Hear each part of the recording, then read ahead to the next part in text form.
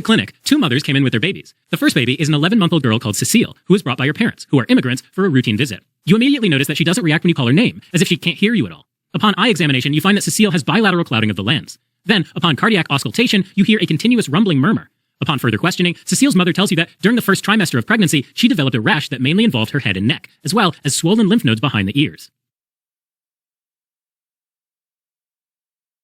After Cecile comes a 6-month-old baby boy named Arthur with his mother, who is concerned because Arthur has developed multiple purple marks on his skin.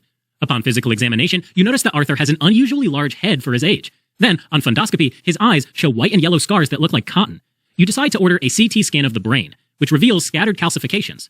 Upon further questioning, Arthur's mother admits to handling her cat's litter while she was pregnant, despite her doctor's advice against it.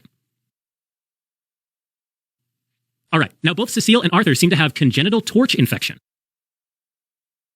TORCH is an acronym that stands for infections caused by Toxoplasma gondii, other agents such as syphilis, parvovirus B19, varicella-zoster virus, and listeria. Then there's rubella, cytomegalovirus, and finally herpes simplex virus 2, or HSV2. All these infections are lumped together because they can be vertically transmitted, which means that a pregnant individual can transmit the infection to their child either before birth via the placenta or during and after birth via blood, body fluids, or breast milk. Now, keep in mind that torch infections may share some nonspecific signs and symptoms, including delayed growth, and hepatosplenomegaly, or enlarged liver and spleen, which can lead to jaundice, or yellow skin, and thrombocytopenia, or low platelet count. So for your exams, it's important that you're able to distinguish the different torch infections based on additional characteristics. Okay, the first torch infection is toxoplasmosis, which is caused by the protozoan parasite Toxoplasma gondii. For your exams, remember that pregnant individuals usually get infected from contact with cat feces, such as when handling cat litter, as well as consumption of undercooked meat, especially pork and lamb. However, keep in mind that the pregnant individual typically remains asymptomatic, or may rarely develop lymphadenopathy, or enlarged lymph nodes. The bad news is that toxoplasma can be transmitted to the fetus via the placenta, and if that happens during the first 6 months of pregnancy, it can lead to congenital toxoplasmosis. Now, the most high-yield manifestations of congenital toxoplasmosis include the classic triad of chorioretinitis, hydrocephalus, and intracranial calcifications. Chorioretinitis is an inflammation of the choroid and retina of the eye, which can be seen upon fundoscopy as white and yellow scars that look like cotton. Then, hydrocephalus is when fluid builds up within the ventricles, which are cavities within the brain. As a result, there's enlargement of the ventricles, so these babies develop macrocephaly, or an enlarged head. Finally, intracranial calcifications are basically calcifications that are typically randomly distributed within the brain tissue and can be seen on brain CT scan. An additional clue that you may find on a test question is that some babies with congenital toxoplasmosis may present with multiple purple-blue marks in the skin, which is often referred to as a blueberry muffin rash. The next torch infections are other agents, which include syphilis, parvovirus B19, varicella-zoster virus, and listeria.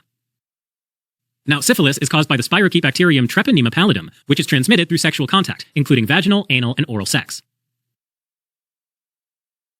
Now, syphilis has 3 stages. The first stage, as soon as the person gets infected, is called primary syphilis, or early localized stage, and it's characterized by the presence of chancres, or painless skin ulcers, which usually appear on the labia, anal region, or cervix. About 2 to 10 weeks later begins the second stage, which is called secondary syphilis, or the dissemination stage, where Treponema pallidum enters the bloodstream. As a result, individuals develop generalized lymphadenopathy. In addition, individuals may present with maculopapular rash, which are small bumps that start on the trunk and spread out to the arms and legs and eventually to the palms, soles, genitalia, and other mucous membranes. And some individuals may also develop condyloma lata, which are smooth, white, painless, wart-like lesions on the genitals and around the anal region. The third stage is called latent syphilis, and that is when the disease enters a dormant or asymptomatic phase. Individuals who don't get any treatment eventually progress into the final stage of syphilis, which is called tertiary syphilis. Here, the immune cells start to huddle around and form characteristic granulomatous lesions called gummas.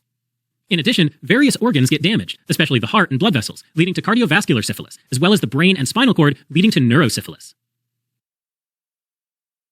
What's really important to remember is that the first and second stages are the most infectious, so that is when the fetus is most likely to get infected, either via the placenta or during childbirth.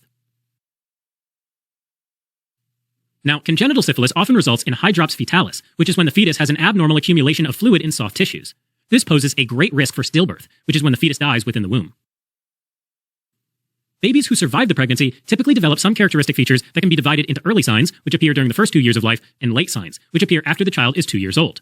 Early signs can include a maculopapular rash involving palms and soles of feet, as well as snuffles, or increased nasal secretions, which are laden with treponema. On the other hand, late signs include frontal bossing, where the forehead is really prominent, as well as a saddle nose with a depressed nasal bridge and a short maxilla. Another very characteristic finding is Hutchinson teeth, which are small, notched, and widely spaced permanent teeth. These children may also develop saber shins, which refers to bending of the shin bone or tibia. Finally, congenital syphilis may lead to progressive damage to the vestibulocochlear nerve, or cranial nerve 8, which normally transmits sound. As a result, congenital syphilis may cause deafness or hearing loss. Next up is parvovirus B19 infection, which is primarily transmitted via respiratory droplets when someone coughs or sneezes. In a pregnant individual, parvovirus B19 infection causes arthritis, or joint inflammation with pain and stiffness. This usually affects the small joints of the hands, wrists, knees, and feet, and is often symmetrical, meaning that the same joints on both sides of the body will be affected. Now, this presentation is very similar to that of rheumatoid arthritis. So, to set these two apart, remember that parvovirus B19 also leads to a decreased red blood cell production in the bone marrow, which can result in pure red blood cell aplasia.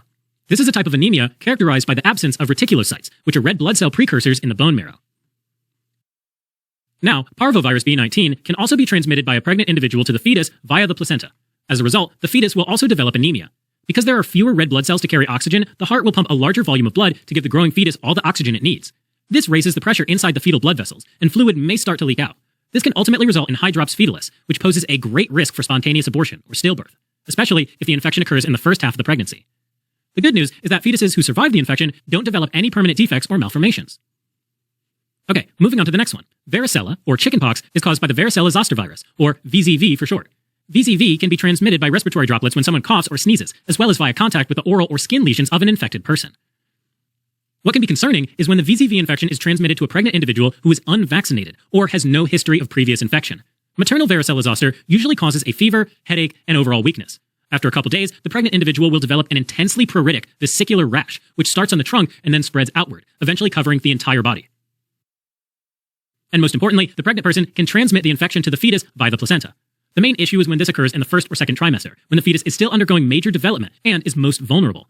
This can lead to congenital varicella syndrome, where babies are born underdeveloped, and the most high-yield findings include low birth weight, limb atrophy, and microcephaly, or an abnormally small head. In addition, these babies may develop eye defects, such as cataracts, which refer to clouding or opacification of the lens, as well as neurological defects, like cortical atrophy or brain degeneration, and intellectual disability. Next up is listeria infection, caused by the bacteria Listerio monocytogenes. In a test question, look for an individual that gets infected after ingestion of contaminated foods, like unpasteurized dairy products and deli meats.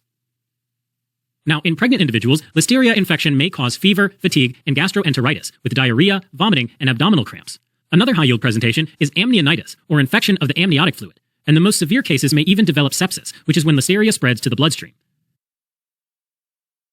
Now, the main route of transmission to the fetus is via the placenta, which may result in spontaneous abortion or stillbirth. If the fetus survives to term, it may develop sepsis and meningitis, which is an inflammation of the meninges that cover and protect the brain and spinal cord, and is fatal if untreated. The next letter in TORCH is R, which stands for rubella infection, previously known as German measles. This is caused by rubella virus, which can be transmitted to a pregnant person via respiratory droplets.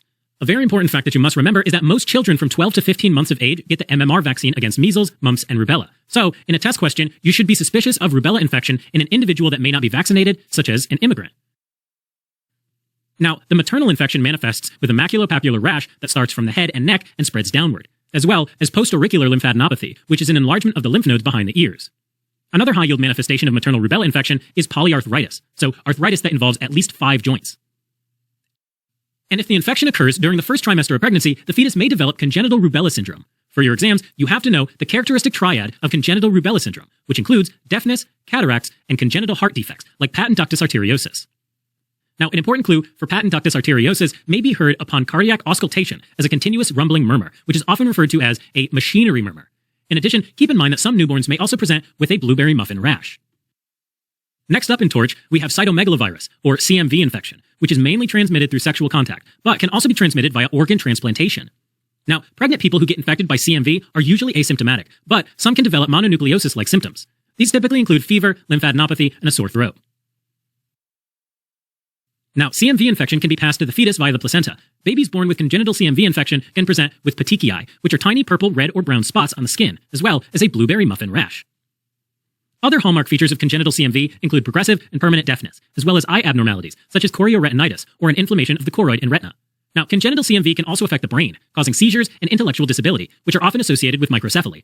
And a high-yield finding that can be seen on brain CT scan are periventricular calcifications, which are calcifications around the ventricles of the brain. Finally, there's herpes simplex virus 2, or HSV2, infection, which is transmitted through direct contact with infected areas of the skin or mucous membranes. Now, HSV-2 infection in a pregnant individual is usually asymptomatic, but it can develop genital herpes, which is characterized by vesicular skin lesions that form on the vaginal mucosa, mons pubis, cervix, and labia. Now, HSV-2 infection can also be passed from a mother to a baby, but this mainly happens during childbirth, when the baby passes through infected vaginal secretions. Neonatal HSV-2 infection also presents with the characteristic vesicular skin lesions, which mainly involve the scalp, the eyelid margins, and the oral mucosa. But what's really high yield is that HSV-2 infection in neonates can lead to meningoencephalitis, or inflammation of the meninges in the brain. This can present with lethargy, irritability, and even seizures. Alright, as a quick recap. Congenital torch infections are vertically transmitted infections caused by Toxoplasma gondii, other agents such as syphilis, parvovirus B19, varicella zoster virus, listeria, rubella, cytomegalovirus, and herpes simplex virus 2. Toxoplasma is transmitted via contact with cat feces, or consumption of undercooked meat, and a pregnant individual can then transmit it to the fetus via the placenta. If that happens during the first 6 months of pregnancy, it can lead to congenital toxoplasmosis with the triad of chorioretinitis, hydrocephalus, and intracranial calcifications. Syphilis is usually transmitted to the pregnant person via sexual contact, while the fetus can get infected either through the placenta or during childbirth. Congenital syphilis often results in hydrops fetalis and poses a great risk for stillbirth. Babies who survive typically present with frontal bossing, a saddle nose, short maxilla, Hutchinson teeth, saber shins, and may develop deafness. Parvovirus B19 infection is primarily transmitted via respiratory droplets when someone coughs or sneezes. It can present in the pregnant individual with arthritis and pure red blood cell aplasia, while the fetus can develop anemia and hydrops fetalis, which poses a great risk for spontaneous abortion or stillbirth. Varicella zoster virus infection can occur in unvaccinated people without a history of previous infection. A pregnant person can then transmit it to the fetus via the placenta. Now, if the infection occurs in the first or second trimester of pregnancy, the fetus can develop congenital varicella syndrome, which is characterized by low birth weight, limb atrophy, and microcephaly, as well as eye and neurological defects. Listeria infection occurs after consumption of unpasteurized dairy products and deli meats, and is mainly transmitted to the fetus via the placenta, which can result in spontaneous abortion or stillbirth. If the fetus survives to term, it may develop sepsis and meningitis. Rubella infection can be transmitted via respiratory droplets to a pregnant person who did not get the MMR vaccine, and it can pass onto the fetus, especially during the first trimester, causing the triad of deafness, cataracts, and congenital heart defects. Cytomegalovirus can be transmitted via sexual contact or organ transplantation to the pregnant person, who can in turn pass it to the fetus via the placenta. Congenital cytomegalovirus is characterized by petechiae, deafness, and chorioretinitis, as well as periventricular calcifications and seizures. Finally, herpes simplex virus 2 infection is transmitted through direct contact with infected areas of the skin, or mucous membranes, so it can be transmitted during childbirth to the baby. These babies can develop vesicular skin lesions and meningoencephalitis.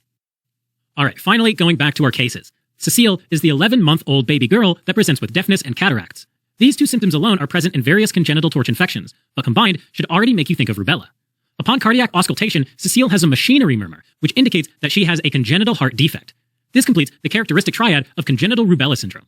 An additional clue is that Cecile's mother developed, when pregnant, a rash that mainly involved her head and neck, combined with postauricular lymphadenopathy, which are typical of maternal rubella infection. And because Cecile's parents are immigrants, her mother might not have gotten the MMR vaccine. On the other hand, Arthur is the 6-month-old baby boy who developed a blueberry muffin rash. Now, a very suggestive clue here is the fact that Arthur's mother handled her cat's litter while she was pregnant, which should immediately make you think of toxoplasmosis. The key here is that Arthur has a unique combination of chorioretinitis and intracranial calcifications, which are 2 out of 3 manifestations of the classic triad of congenital toxoplasmosis. And remember that the third manifestation is hydrocephalus, which is probably what caused Arthur's macrocephaly.